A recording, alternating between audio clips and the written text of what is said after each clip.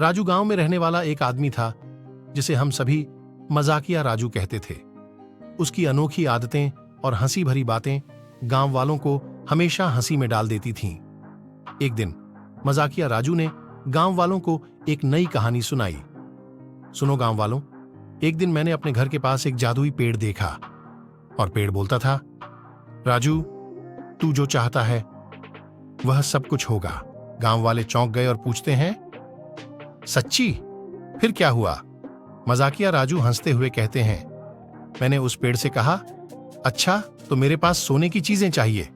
और फिर क्या, मेरे घर में सभी वस्तुएं सोने की बन गईं? गांव वाले हंसी में बहकर कहते हैं, क्या बात है राजू, तू तो हीरो निकला। मजाकिया राजू कहते हैं, पर फिर मैंने पेड़ से कहा, ठीक है, अब इन सोने की चीजों को मुर्गे में बदल दे। और अब मेरे घर में बस मुर्गे ही रह गए। गांव वाले हंसी में भरकर कहते हैं, अरे वाह, क्या जादू है।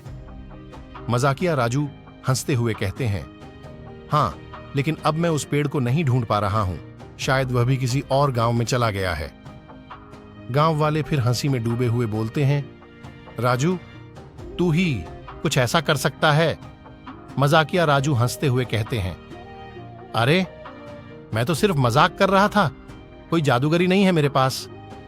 गांव वालों ने समझा कि राजू ने उन्हें फिर से हंसी में डाल दिया है और सभी मिलकर उसके मजाक का मजा लेते हैं।